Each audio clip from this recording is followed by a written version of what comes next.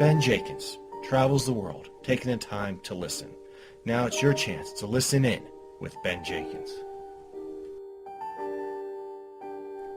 Welcome to Listen In, an audio tour of the world around you. I'm Ben Jenkins. Listen In is brought to you by Septic Radio.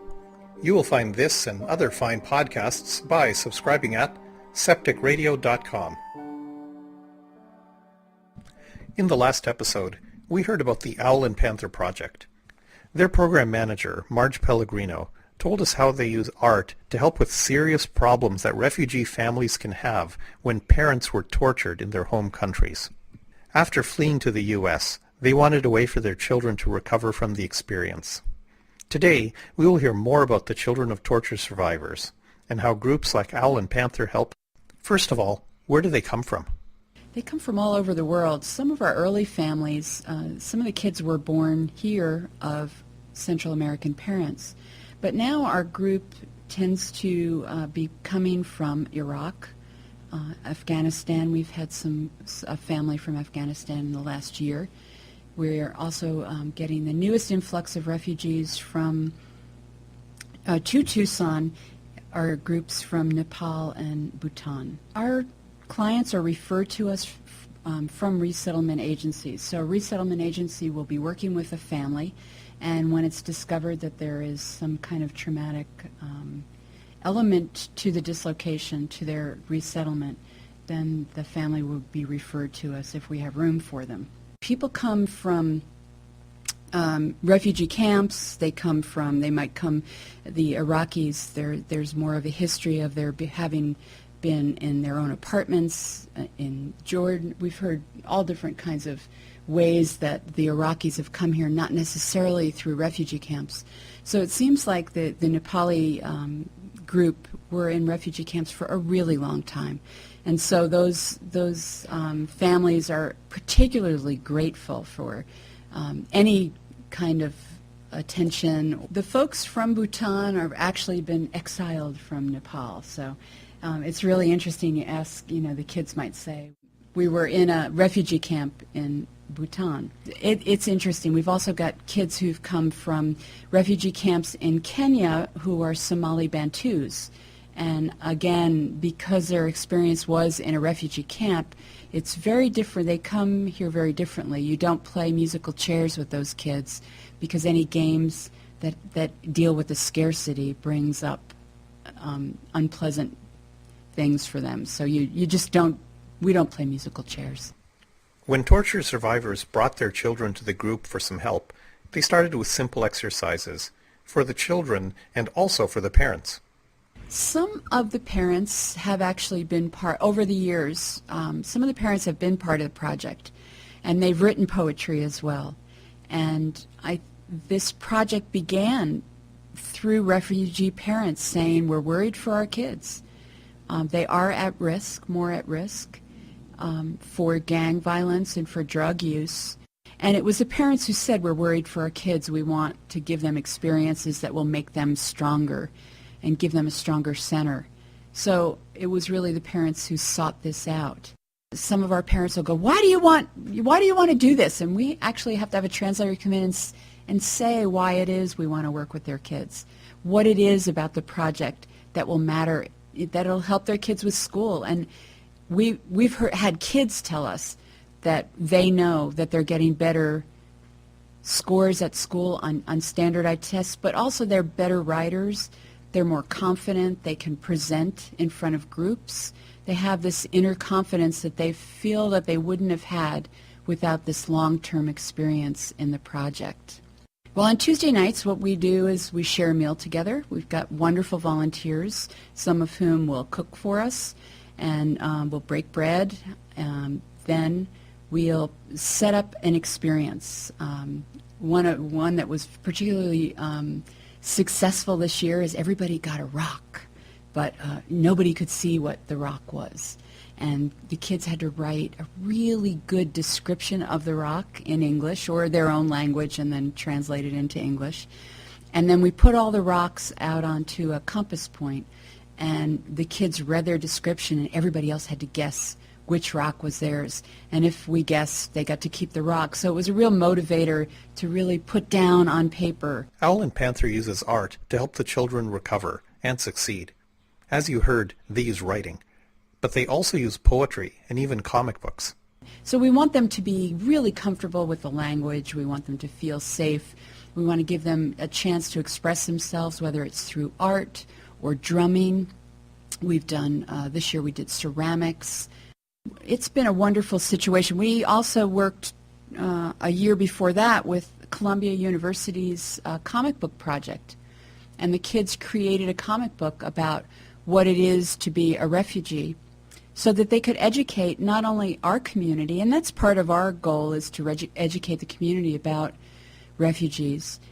But they were, this comic has gone out and is on the web, and we made a film about it. We documented the process of creating this comic book that was published by Columbia University, and that movie's been shown all over the country as the comic book project goes out and introduces what they can do for kids.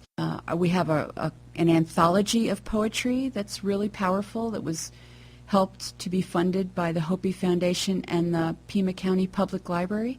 It's an amazing anthology of poems from refugees that worked in our project and from some of our volunteers who have been so impacted by the resilience of the kids that we work with.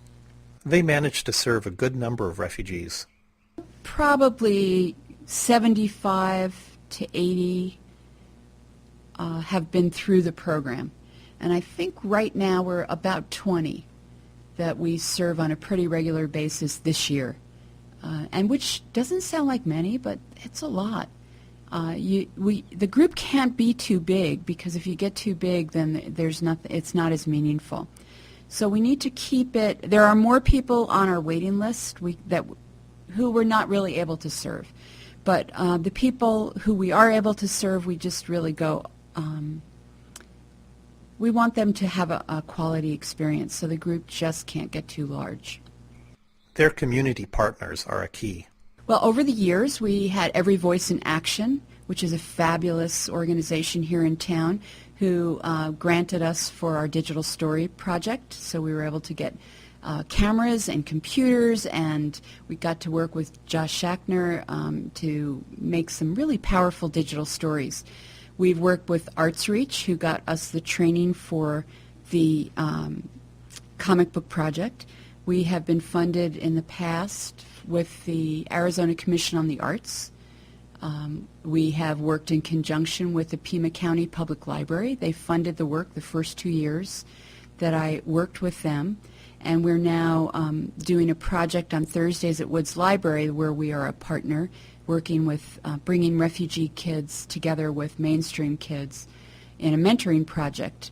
So we've had a lot of different partners that we've been really grateful to work with, and we're always looking for other partners. We've been in talks with an art museum for next year. We have nothing signed yet, but there are quite a few people who've been happy. The Desert Museum, of course, was one this year that we were really happy to partner with. So we're always looking for the synergy of working with other organizations where they bring what they do best for our kids. And so we're working with Sierra Club Inner City Outings. We're in our second or third year with them. We've got an email mailing list of more than 250 people.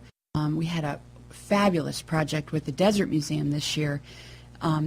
We looked at adaptation from a scientific standpoint. We took the kids out there. They saw the desert animals and plants, the land, and how it's adapted to this particular environment. And then Josh Schachner worked with photography, and I worked with the writing. And we worked for the kids to think about how they, using this whole idea of adaptation from the scientific viewpoint, turned it inside and thought about who they were, who they are now, and who they want to be in terms of adapting and using similes. And it was a fabulous project. The kids really came out with, really feeling like they understood adaptation, but they also came out with this beautiful project where they've got some great photographs and some really powerful lines of poetry that speak to their adaptation here in the United States. But even with good support from the community, they still have a lot of use for volunteers. You know, we have the most wonderful volunteers. We have artists, we have a hairdresser, we have an editor, we've got a counselor, a psychologist, a caseworker. We've just got this wonderful mix of volunteers.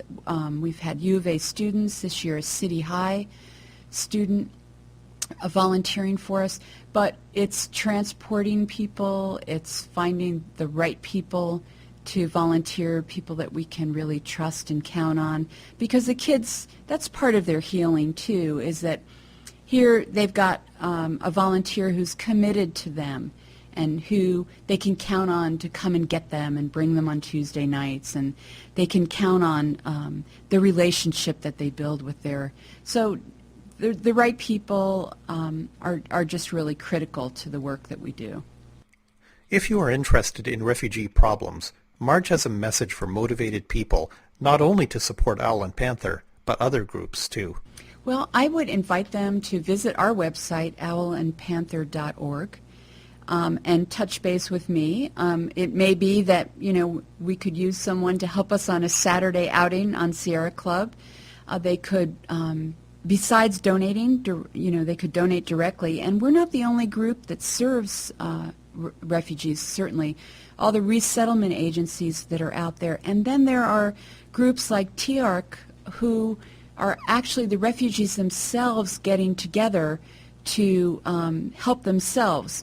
Public Library has an info line. If they call 791-4010, they can get a hold of all the different refugee groups. We also have a resource guide that we've put together that lists all the refugee groups that we could email to someone who would be interested in connecting. If we, it doesn't feel like we're the good match for them, there are other agencies who could really use help as well.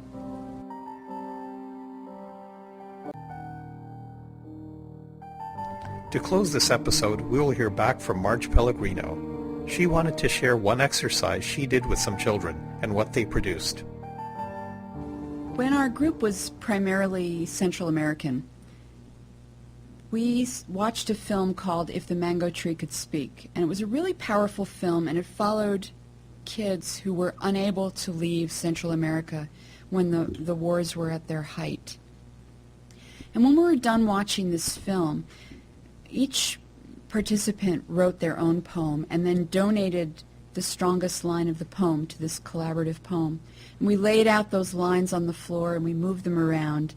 And this is the poem that we came up with, and it's called If the Mango Tree Could Speak. If the mango tree could speak, it would be honest. It would tell us how it feels inside. It would touch our hearts and we would know what is good and bad. It would talk about my people and say how they live. It would talk about my broken heart of memories, my broken heart of my past, my broken heart hearing people cry for their relatives. If the mango tree could speak, it would weep with the fear of thousands of years. It would cry for all the suffering of the people. It would say what happened a long time ago. It would speak about what has been lost. It would teach numbers by counting how many people it has seen killed. It would tell how the people are suffering. The mango tree would say that the children are strong. If the mango tree could speak, it would be a storyteller. It would be shy. It would know great and sad stories.